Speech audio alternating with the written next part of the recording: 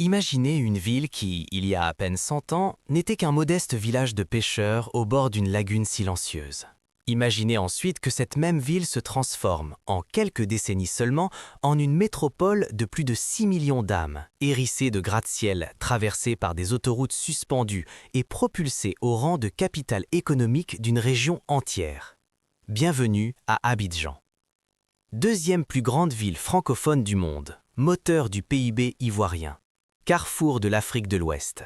Une ville qui ne dort jamais, qui rugit, qui danse, qui construit et qui, malgré ses contradictions, attire chaque année des centaines de milliers d'hommes et de femmes venus chercher leur chance. Mais comment cette perle s'est-elle formée? Quels sont les secrets de son ascension fulgurante et quels défis colossaux doit-elle encore surmonter pour tenir les promesses d'un avenir radieux? Dans ce documentaire, nous allons plonger au cœur d'Abidjan, de ses origines coloniales à ses ambitions de Smart City africaine, de ses marchés populaires à ses tours de verre et d'acier. Restez avec nous, l'aventure commence maintenant.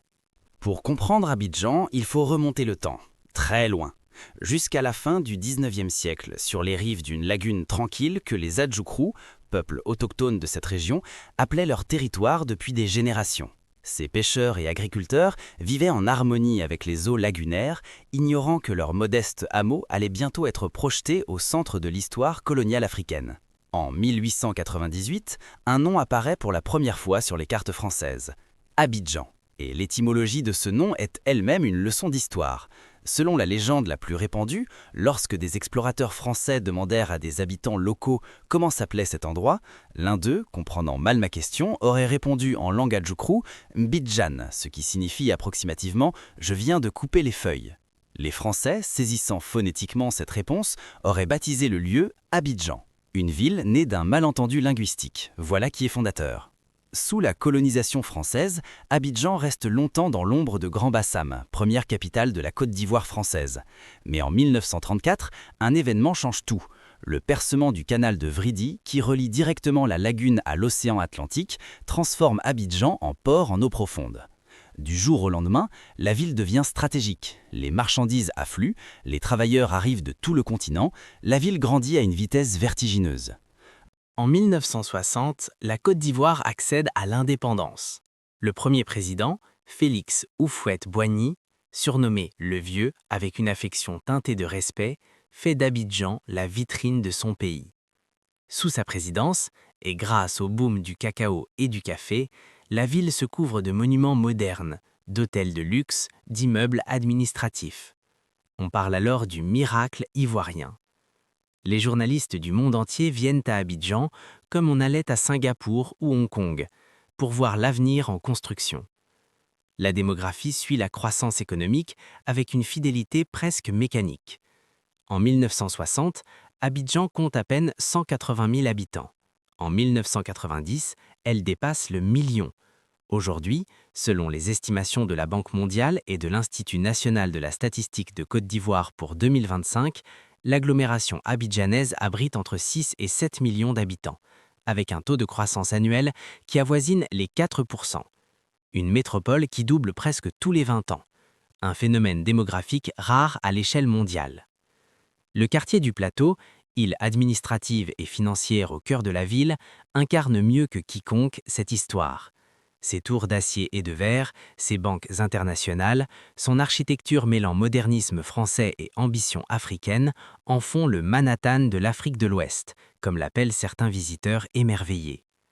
À quelques kilomètres de là, Cocody déroule ses avenues ombragées et ses villas coloniales rénovées, tandis que Treichville pulse au rythme des marchés et de la musique populaire. Si Abidjan fascine autant le reste du monde, c'est parce qu'elle est bien plus qu'une simple grande ville africaine. C'est une machine économique, un rouage essentiel dans les échanges commerciaux de toute une région. Pour comprendre son poids réel, voici un chiffre qui dit tout. La Côte d'Ivoire est, depuis plus d'une décennie, le premier producteur mondial de cacao. En 2025, elle représente environ 40% de la production mondiale de cette fève qui parfume nos chocolats. Et derrière cette chaîne de valeur colossale, il y a Abidjan, port de départ, centre de négoce, capitale logistique. Le port autonome d'Abidjan est l'un des joyaux méconnus de l'Afrique. Deuxième port à conteneurs d'Afrique subsaharienne, juste derrière Durban, il traite chaque année plus de 25 millions de tonnes de marchandises. Il dessert non seulement la Côte d'Ivoire, mais aussi des pays enclavés comme le Mali, le Burkina Faso et le Niger, qui dépendent de lui pour leurs importations et exportations. C'est littéralement le poumon commercial de toute une sous-région. Mais l'économie abidjanaise ne se résume pas au port. La ville abrite le siège de la Bourse régionale des valeurs mobilières, la BRVM, la seule bourse commune à 8 pays de l'UEMOA.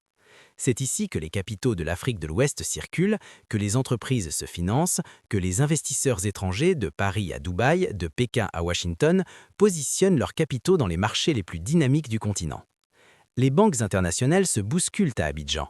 Société Générale, Citibank, Standard Chartered, toutes ont établi des bureaux régionaux dans cette ville.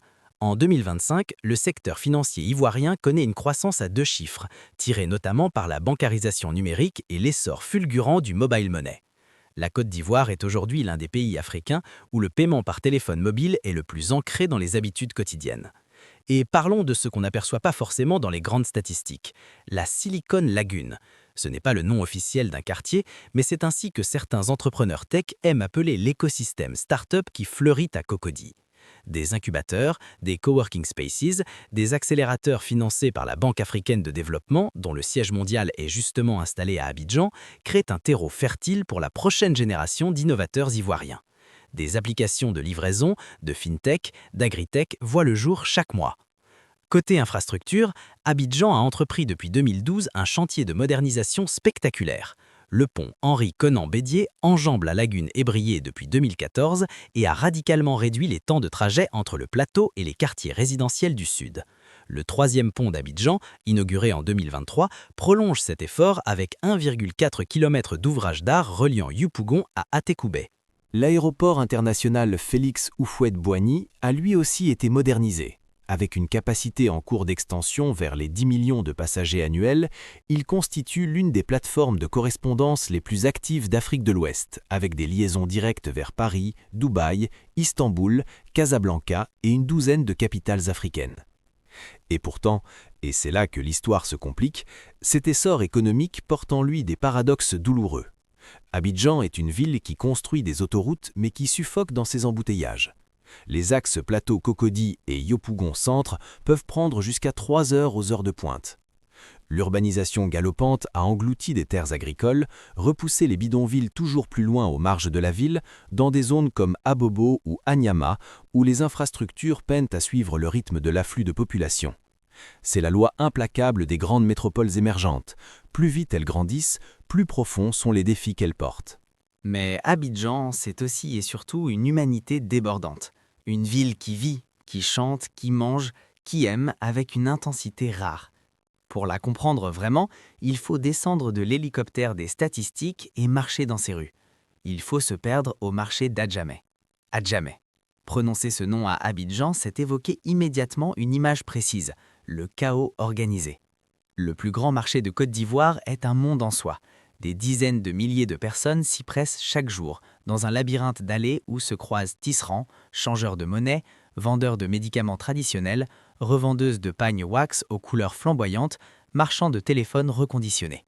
L'air embaume la citronnelle, le poivre et l'huile de palme chaude. On y trouve de tout, de l'aiguille au groupe électrogène, du piment au smartphone dernière génération.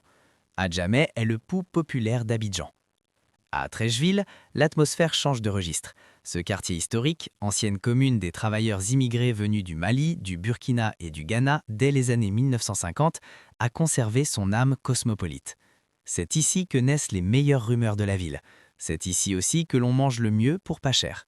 Un bol d'atiéké, cette semoule de manioc fermenté, plat national ivoirien par excellence, accompagné d'un poisson braisé et d'une sauce graine, voilà un déjeuner de roi pour moins de 1000 francs CFA. Les alocos, ces bananes plantains frites à point, croustillantes dehors et fondantes dedans, se mangent debout, au coin d'une rue, dans un sachet en plastique. C'est la street food ivoirienne dans toute sa splendeur. Rencontrons Aminata. Elle a 34 ans. Elle vend des jus de gingembre et de bissap depuis un chariot chromé qu'elle promène de quartier en quartier. « J'ai quitté Bouaké il y a 10 ans, nous confie-t-elle. Abidjan, c'est dur, mais c'est vivant. Ici, si tu travailles, tu peux manger. » Sa journée commence à 5 heures du matin et se termine rarement avant 21 heures. Comme des millions d'Abidjanais, elle a fait de la débrouillardise un art de vivre. La musique est l'âme d'Abidjan. La ville a engendré 2 genres musicaux qui ont conquis l'Afrique entière et essaimé jusqu'en Europe. Le zouglou, né dans les années 1990 dans les cours des universités, est une musique de protestation douce, ironique, sociale. Elle parle des difficultés du quotidien avec humour et philosophie. Le coupé-décalé, apparu dans les années 2000, est tout le contraire. Exubérant, festif, bling-bling, né dans les boîtes de nuit parisiennes de la diaspora ivoirienne avant de conquérir tout le continent. Ensemble, ces 2 genres forment les 2 faces d'une même pièce, la joie et la résistance d'un peuple. À Yopougon, que les zonards appellent affectueusement Yop City, la fête ne s'arrête jamais vraiment. Commune la plus peuplée d'Abidjan avec plus d'1 million d'habitants, Yopougon est le fief des floatings, ces fêtes en plein air où la musique monte jusqu'au petit matin. C'est une sociologie de la résistance par la joie. Rencontrons aussi Oumar, chauffeur de Gbaka, ces minibus privés aux couleurs criardes qui constituent l'épine dorsale du transport populaire abidjanais. Oumar a 28 ans. Il est originaire du Nord, de la communauté malinké. Il connaît chaque rue, chaque raccourci, chaque nid de poule de sa ligne Adjamé à Bobo. Abidjan, c'est 60 ethnies dans une seule ville, dit-il en riant. Baoulé, Bété, Malinké, Dioula, sans oublier les Burkinabés, les Maliens, les Guinéens, on est tous là. C'est cela, le vrai miracle abidjanais. Cette mosaïque humaine qui cohabite, se mélange, se chamaille parfois, mais continue de tisser ensemble le tissu d'une métropole vivante. Et les femmes d'Abidjan méritent un chapitre entier. Entrepreneurs, vendeuses, cadres, artistes, elles portent une part immense de l'économie informelle et formelle. Des marchés d'Adjamé autour du plateau, leur énergie et leur ingéniosité sont partout. La Côte d'Ivoire affiche d'ailleurs l'un des taux les plus élevés d'entrepreneuriat féminin en Afrique de l'Ouest et Abidjan en est la vitrine flamboyante. Derrière les gratte-ciel du plateau et les villas cossues de Cocody, Abidjan porte des blessures profondes. Des défis qui ne peuvent être esquivés si l'on veut comprendre vraiment cette ville. Et la première de ces blessures s'appelle les inondations. Chaque saison des pluies, de mai à juillet puis d'octobre à novembre, des quartiers entiers d'Abidjan sont submergés. À Bobo, à Tékoubé, Port-Bouet, dans ces communes densément peuplées, des familles voient leurs maisons envahies par des eaux brunes mêlées de déchets. En 2024 et 2025, les Nations Unies et la Banque mondiale ont classé Abidjan parmi les métropoles africaines les plus vulnérables aux inondations urbaines liées au changement climatique. La raison ? Une urbanisation chaotique qui a bétonné les zones marécageuses naturelles qui servaient autrefois d'éponge à l'eau de pluie. Résultat, l'eau ne sait plus où aller. La pollution est l'autre ombre qui plane sur la ville. La lagune ébriée, jadis cœur battant de la vie lagunaire abidjanaise, reçoit chaque jour des quantités alarmantes d'eaux usées non traitées et de déchets plastiques. Des études menées par des ONG environnementales ivoiriennes en 2025 révèlent une dégradation préoccupante de la qualité des eaux lagunaires.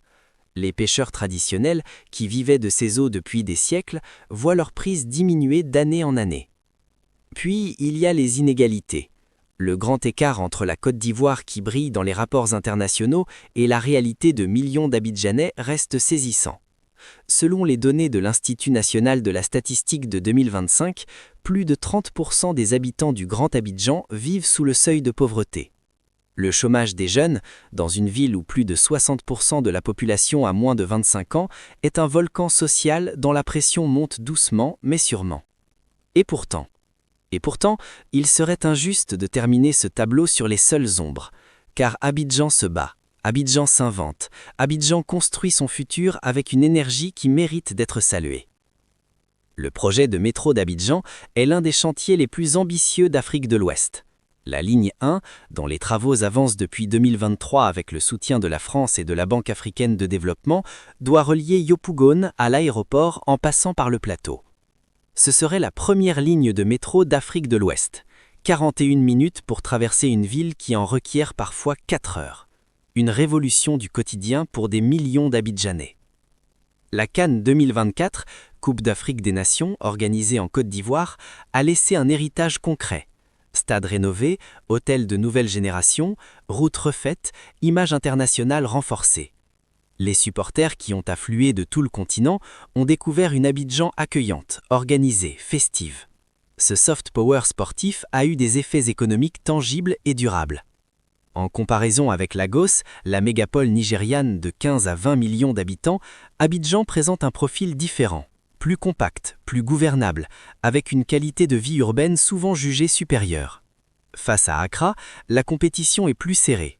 Les deux villes se disputent le titre de hub de la sous-région. Mais Abidjan mise sur son port, sa bourse régionale et son tissu industriel plus dense pour conserver son avantage.